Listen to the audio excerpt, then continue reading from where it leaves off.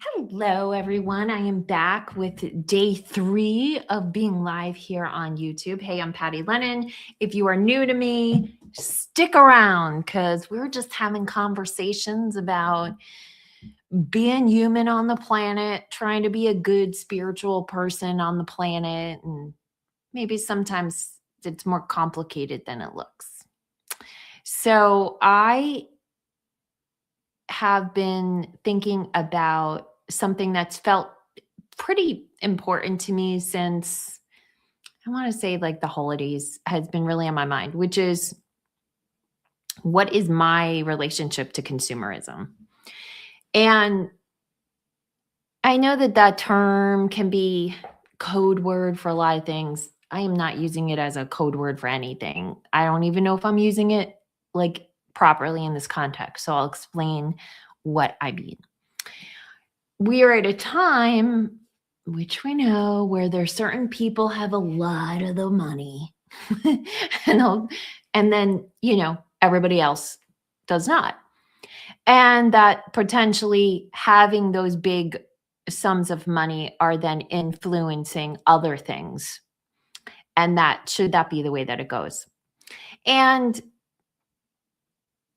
I don't think I understand how all of it plays out enough. I think there's just stuff I don't know. I think there's stuff all of us don't know about what goes on behind the scenes to know what will be efforts that make a meaningful contribution to humanity, whatever your version of humanity, like going in the right direction is, right? But I mean, I'll start with saying that I have 100% faith, and I will say this over and over again, that we are headed in the right direction, that we are going to a better place, that the vibration of the planet has already shifted and humanity is catching up, and everything that's playing out in the in-between that doesn't match that is a symptom of old energy still gasping for life. And I think it can be confusing as a spiritual person, someone who identifies as spiritual, to figure out how to walk that journey. What are the choices that I am making individually that are contributing to something that is causing another human pain or suffering, or just supporting systems that I don't necessarily agree with. And by the way, when I talk about anything here, I'm not suggesting you believe what I believe. I'm just telling you how I'm walking through it, how I'm thinking through it, if it's helpful. So, one thing that I have absorbed from people that I respect, that we need to lower the amount that we're just investing in consumerism, which I perceive is like spending, especially at like big box stores and, that giant online site where I get so much of everything. Begins with an A. Okay. And one thing I'm trying to do is not use too many names, not because I'm trying to be tricky, but just because I think giving things names gives them power. And I think it forces me to focus on what really matters.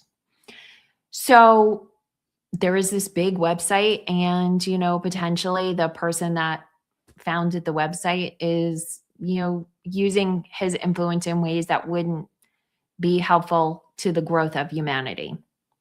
That I have heard that message, and I take that message, and I have played with it a lot because I sell my book.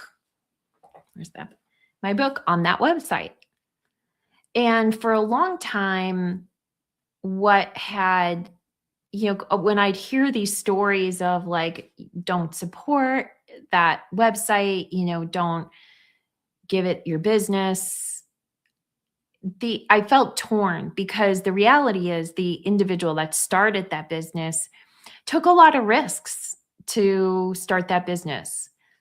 it takes a lot of courage to create something that's never existed. And I respect that.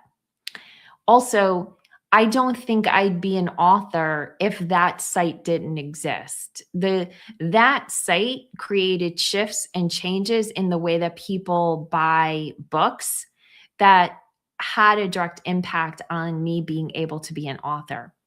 Now, you can come on here and argue with me on that. I could totally see that that might not be in agreement with what you believe, and that's fine. This is not about that. But it's why I've kind of wrestled with, is that meaningful or not to take my business away from that site? And certainly I need it to publish my book.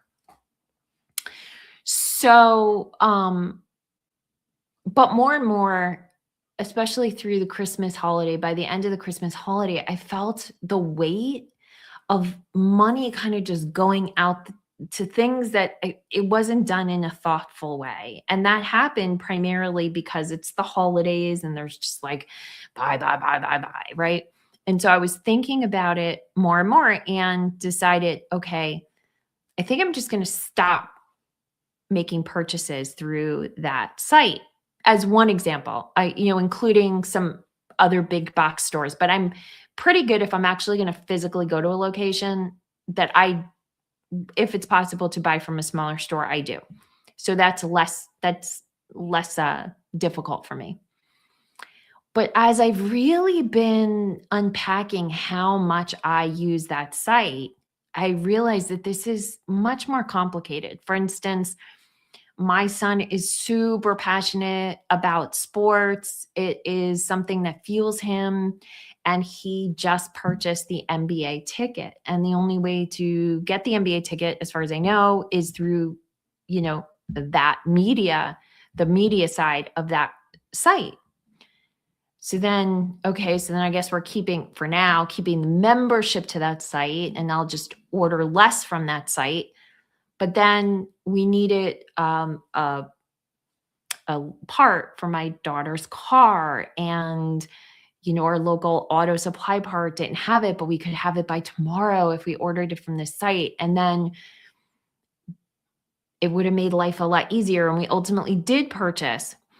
And I'm realizing that there's a lot of that going on right now, where we may have a desire in our heart to make a shift or a change in our life.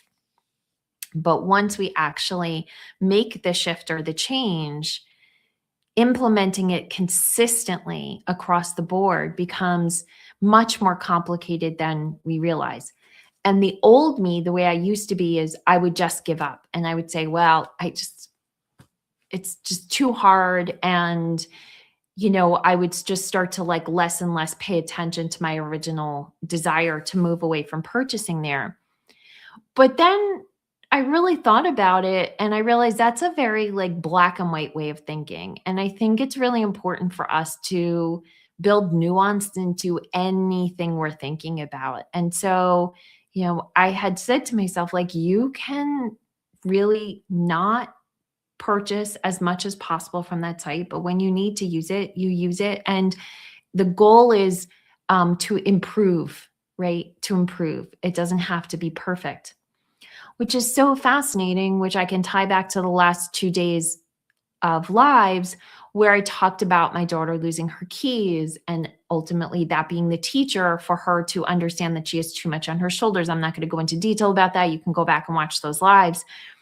But I did catch up with her last night, and where she had gotten to was realizing that a lot of her pressure came from she wanted to be the best at and get A's and do this. And she was like, I need to unhook from this perfectionist mentality. And that's her work right now. And so if that's her work, and again, I know she inherited it from me, it's our work, right? Because when we heal something, we heal it 7 generations forward, 7 generations back.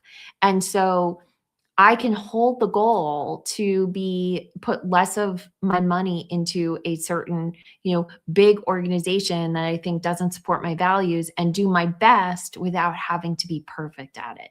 And that's where I've landed. And I'm sharing that because you may not it may not be important for you to move away from spending with that particular online retailer.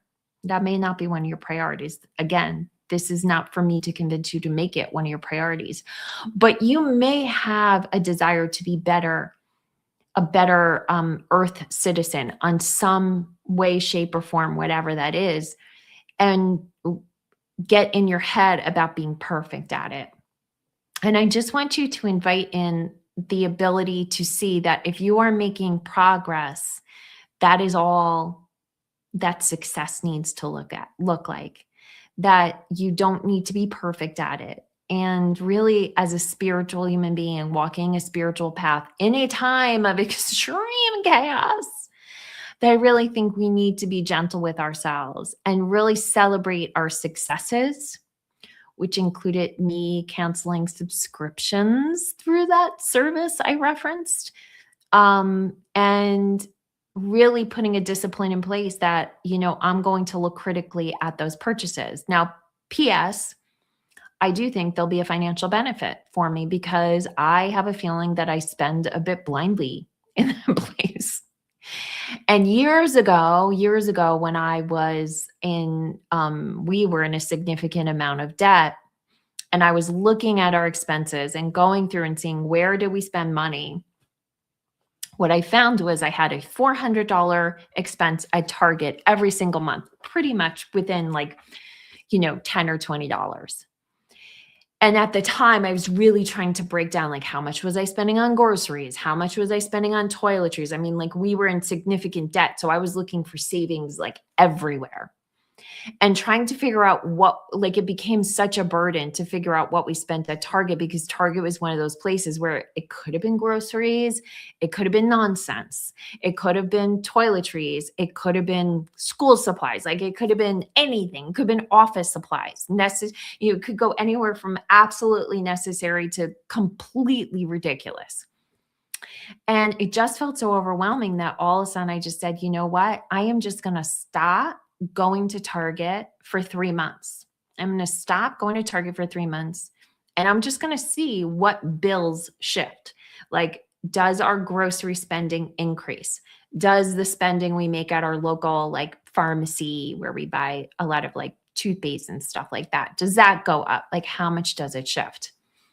And at the end of those 3 months, what I found was some of the groceries did go up and some of the other stuff went up. But pretty much consistently, I lost anywhere from $250 to $270 of random spending, which at a time when I was we were 6 figures in debt, was significant. It was important. And so understanding what's the journey, what's the goal, and what works for you, and what do you need to support you in making decisions that help you feel good about the choices you're making is a personal journey. And I share this because I think there's just a lot of, and I think it's for the most part, I think a lot of it's unintentional. I think there's a lot of unintentional shaming being directed at lots of different groups of people because of the choices they make or don't make. And shame and guilt and frustration, they never breed love. They are incapable of breeding love. Nothing we do out of shame, nothing we do out of guilt, it does not bring us to a destination of love. It's impossible. It's impossible. So we have to step back first and then say, how can we make this step forward from love? How can I honor whatever I'm seeing as my choice from a place of love in a way that's reasonable and in a way that I can do consistently going forward? Because if you can't keep it up, it's not the right choice. It's the same as so many people make resolutions at the beginning of the year, but because we don't take into account, can we do this thing consistently? Do we have proof that this is a reasonable requirement. Like, we've never gone to the gym all year. I've never once, this is not me. I actually don't, I do good, whatever, right? I'm already trying to defend myself. Well, let's say we're a person who's never stepped foot inside the gym, is paying that gym membership every single month and says, that's it, I am going to go 5 days a week. That's not really kind. And that is not really fair to ourselves. So it might be, I'm going to make sure I get there, 1 day a week. And I'm really going to strive for 2 days a week. And hey, you end up getting there 5 days a week. Amen. And in my case, I'm going to strive to buy nothing from that site that I was referencing. But that's not the goal I'm going to set. What the goal I'm going to set is, before I hit the buy now on that site, I'm going to make sure, do I actually need it? Can I legitimately not find it somewhere locally? And, does my intuition say that this is an acceptable choice? So that I can commit to. I can commit to doing that. And even that feels like it's a big push. So I'm going to just feel proud of myself for doing that. And I'm curious. So for you, do you have anything on your mind or heart that you feel will help you be a better citizen of the world, with no pressure of what that looks like, and me having no agenda on what that looks like? Thank you, Cindy. Thank you. Do you have something on your mind or heart that you'd like to walk towards? And did you set a goal for yourself that was very, very big and maybe a little too excessive, to be fair to you? And can you notch it down? Can you notch it down in a way that will make it workable and make it doable for you? Because here's what I can tell you. Spirit is never going to shame you. Spirit is never going to guilt you. Spirit does not sit in judgment of you. Ever, ever, ever, ever, ever. Amen. That I know. That I know. And let me tell you something.